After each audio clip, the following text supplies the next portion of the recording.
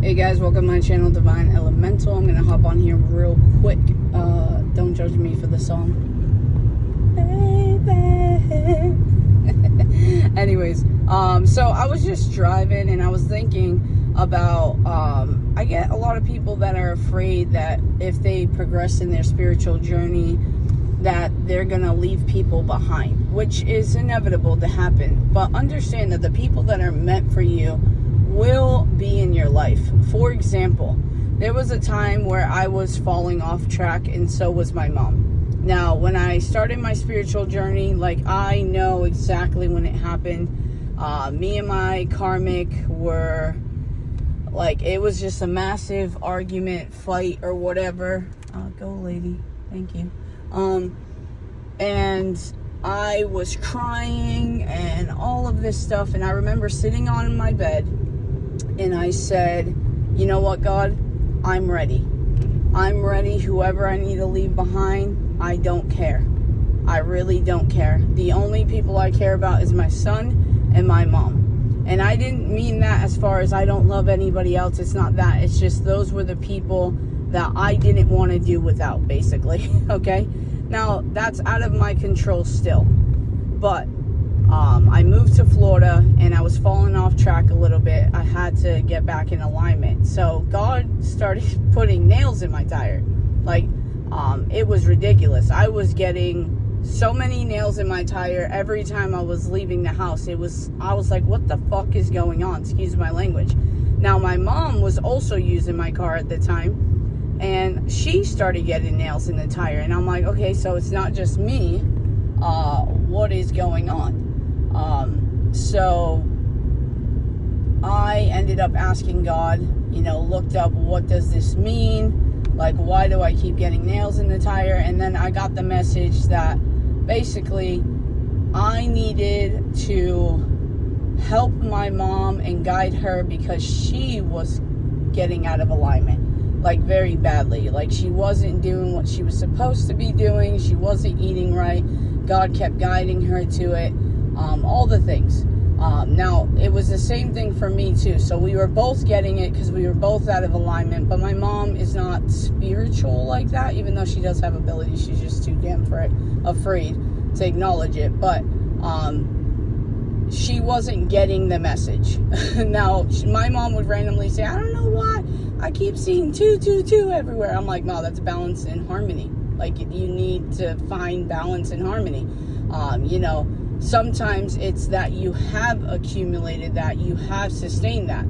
But my point is, guys, is God, the universe, whoever it is you believe in, okay? The label is not necessary. We all work together. We're one consciousness, yada, yada, yada. All the great things that everyone wants to say. But to keep it real, we all vibe together, okay? We all work together. The universe, God, angels, spirit guides, ancestors, it doesn't matter. Now, when you truly want something, and God knows that you will do whatever it is that you need to be done to get to your higher purpose, if you ask God and truly are obedient, He will put the people in your life that are meant for you, that are not bad for you. And He will guide them to get there.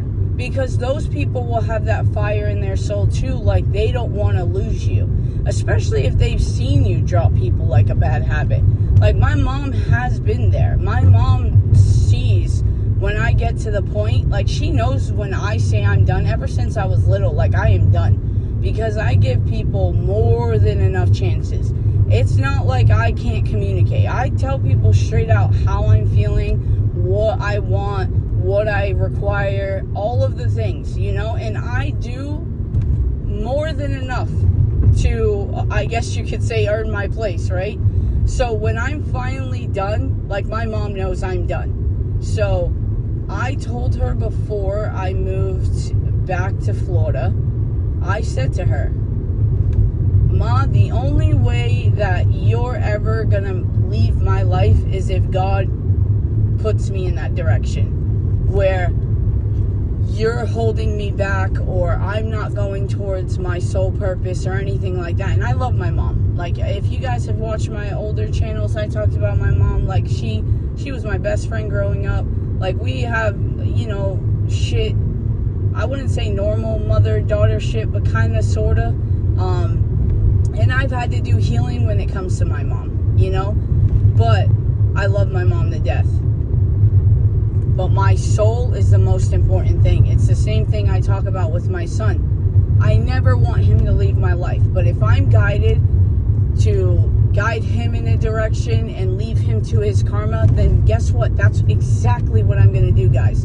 I'm not going to take on his karma. Not because I can't handle it. I can handle whatever God throws at me. But it's because it's not helping him any by me taking his karma. Because then he's going to learn it in a different lesson, in a worse way, by the way.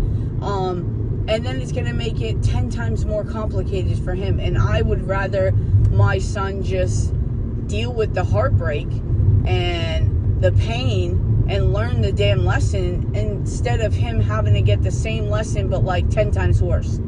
So for parents out there that, I know it's hard for us to sit back and watch our babies, ooh, yellow butterfly, watch our babies get hurt or sad. I'm telling you, pain is progress, guys. That we should honestly wish our children pain, as awful as that may sound, because that pain, that lesson that we're able to guide them, especially if you're watching my channel, that means you guys are on this mission, on this journey, which means our kids got a one-up.